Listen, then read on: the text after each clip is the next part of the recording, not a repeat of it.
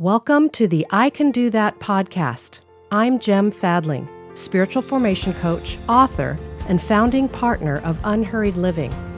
With 30 years' experience in spiritual formation, I help people grow by combining grounded optimism with practical spirituality. This effective dynamic will guide you onto the path of discernment so that you can transform your hopes into habits. Each episode, I'll share one practical idea with one simple takeaway. Together, we'll grow at the pace of transformation, and you'll move into your day saying to yourself, I can do that.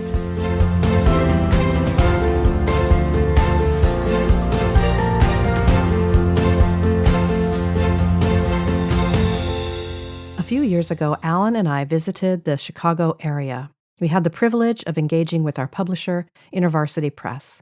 They had just come off a very busy and challenging 18-month project to overhaul their IT systems. We were able to be with them on a day set aside for refreshment, training, and celebration. Now, to say that they were tired is an understatement. Taking something old and replacing it with something new can be a Herculean task. The end product will serve the organization much better well into the future, but it did come at a price.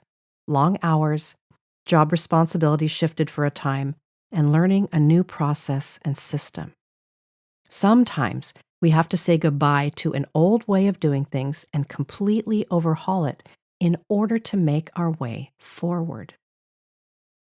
The day after we were with IVP, we enjoyed the city of Chicago, something neither of us had done before. We chose to begin at Millennium Park because I had to see the bean. I found out later that it's actually called the Cloud Gate. So as we were looking at a map of the park, I noticed a structure with large columns akin to a coliseum. It was clearly under construction with barriers set up all around. I took a quick glance and wrote it off as unvisitable. Well, after enjoying the Cloud Gate, we were on our way to see the fountain. As we strolled the sidewalks, we came upon a large, empty rectangle with two large posts in the center. The fountain was dry. It was also under construction and surrounded by barriers. Even though there was nothing to look at, we stood there staring at the non-functioning fountain for more than a few minutes. As we lingered, I began to see the under-construction barriers as symbols of times when my own inner life had undergone some necessary rehab. Trials, pruning, whatever you want to call it, it's not a pretty sight. Things don't work the way they used to, and in the middle of your inner renovation, you aren't quite sure if the end result is worth it or if there is actually a completion date. I wish I had taken a photo of the fountain, but it didn't even seem worthy since it was in the process of renovation. Who takes photos of something in the in-between? But what if we could appreciate all aspects of a necessary renovation? The exciting start, the midway slump, and the long-awaited completion.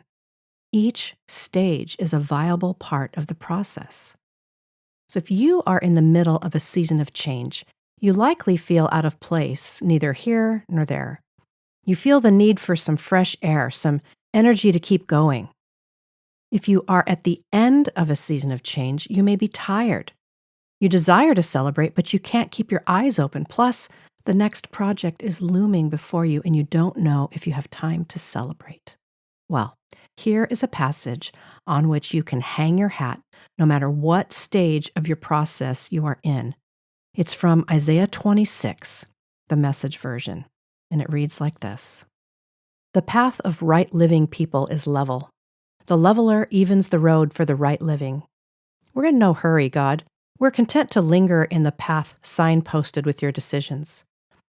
Who you are and what you've done are all we'll ever want. Through the night, my soul longs for you. Deep from within me, my spirit reaches out to you. When your decisions are on public display, everyone learns how to live right. So, if you are standing in front of your own metaphorical under construction zone and you deem it unvisitable, take heart. This part of the process matters too. May Isaiah 26 be a source of encouragement to you as you ponder your current season in God's presence. And here's your I Can Do That for this week. So take time to journal, ponder, or even have a chat with a friend. Where are you feeling under construction these days? How are you tempted to deem that area of your life unvisitable? Remember, Isaiah says, "Deep from within me, my spirit reaches out to you." How does your spirit desire to reach out to God right now? Remember, you're making your way forward one small, simple, and gracious step at a time.